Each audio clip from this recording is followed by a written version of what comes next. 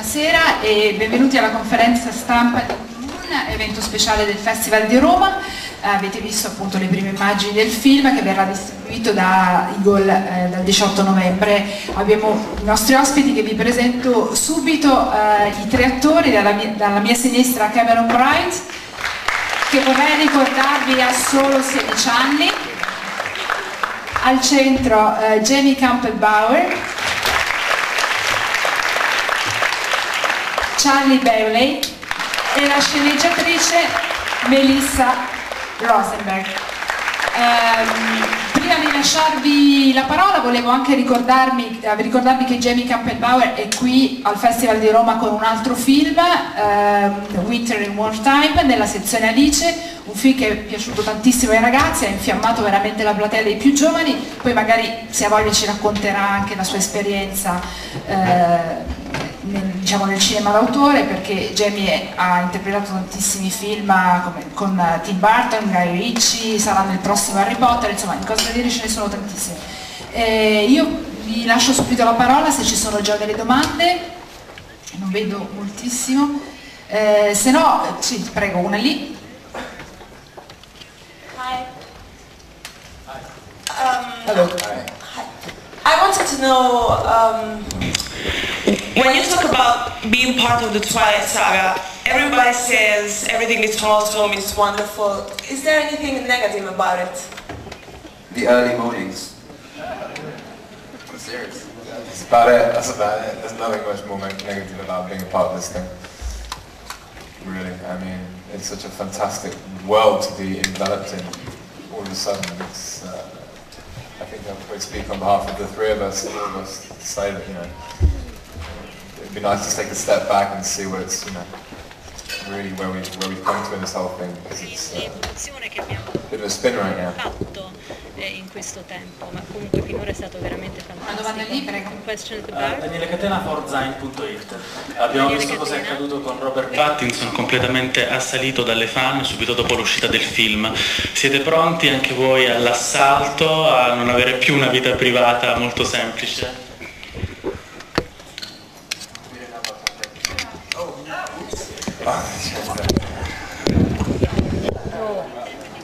Cool.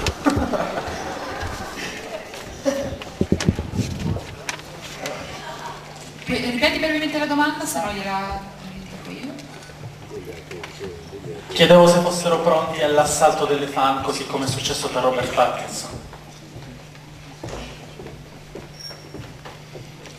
Hopefully they won't assault me.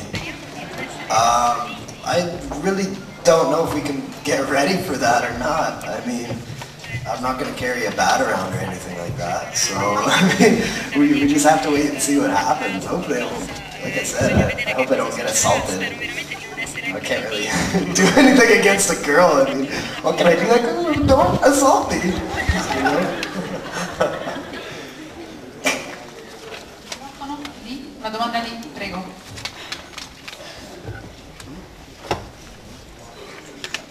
Volevo sapere se la loro preparazione è stata molto diversa dai, diciamo così, vampiri tra virgolette buoni oppure no, e poi tra l'altro che cosa significa essere un Vulture esattamente.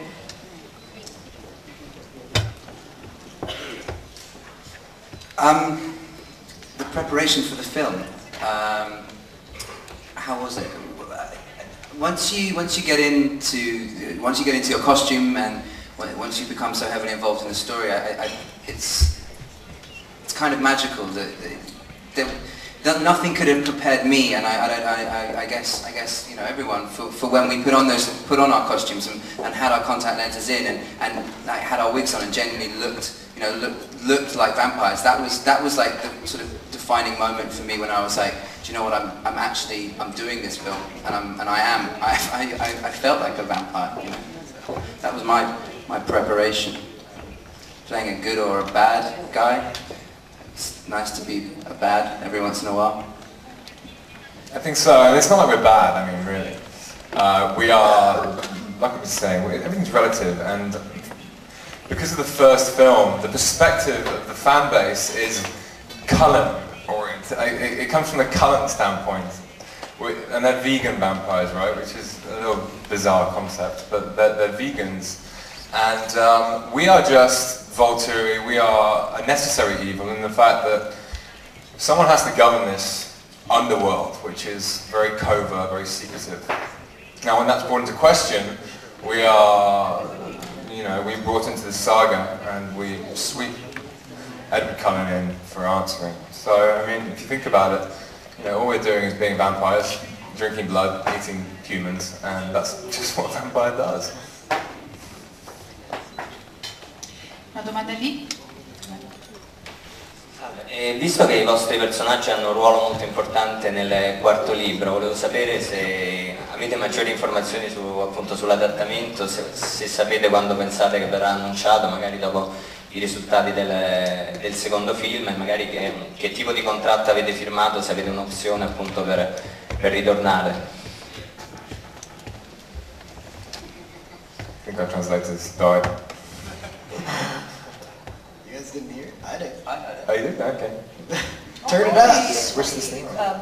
Breaking Dawn conversations are of course happening because, I think everyone would love this to continue on, but it's all very up in the air and such, so I'm not sure what contracts, but we're very excited about the first 3 movies that are being shot and are coming out this year, next year.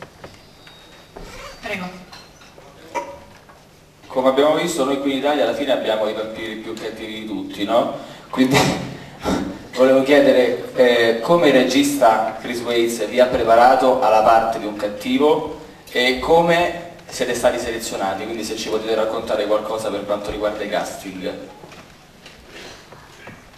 I know for me, yet again, we're not mean, well, we're mean, but we're not bad, we're not bad in a sense. Like Charlie said, all we're doing is we're keeping the rules going, we're keeping the laws going that we've kept for the thousands of years kind of thing. And Chris Weitz is a very good director, he's amazing. What's going on? Oh, sorry. Oops. But no, he's very trusting in his actors, like he'll basically walk up to you and go, just do what you want. And you're like, alright. So he kind of gives you that freedom to do your own thing, which is really good, but he also is there if you need to ask questions and that kind of thing, Plus Stephenie's there, and everybody kind of plays off each other, Like that's what you do, right? And I know for casting, for me, I got offered the role, so I didn't really have to go through too much. I don't know about these two. That's audition. I had to audition as well. That's right. I actually didn't go up for the role of Caius to begin with. I went up for your role. So yeah, that's great. I think we went to the right guy. And then they came back and said, would you like to play Caius? And I jumped at the opportunity to be involved in the Twilight Saga, full stop. Whether I was an extra or whether I was someone else. Like, it's cool, man. I was sure I took it as it came. See, that's funny because didn't you tried for Marcus, didn't you? I went out for Marcus. I think Chris, he obviously probably had you and Michael Sheen locked in, and he wanted some kind of trio of Brits up there, kind of on the youthful side. And he ended up going with Christopher Herdar, who was a great choice, a really fantastic actor and a great voice that he brings to Marcus. You'll see it. It's just a very creamy, deep, but very dad voice. But I think he was going for like the Brit elite. That there's already been one British Empire, and I don't think anyone wants another one. Però scusate, io avrei una domanda per la sceneggiatrice, però se la tua domanda è per la sceneggiatrice No, allora scusate, mi inserisco solo brevemente. Io volevo chiedere a Melissa se i fan devono aspettarsi dei cambiamenti rispetto al libro e qual è stata la parte del libro, la scena del libro, chiamiamola così, più difficile da portare sullo schermo.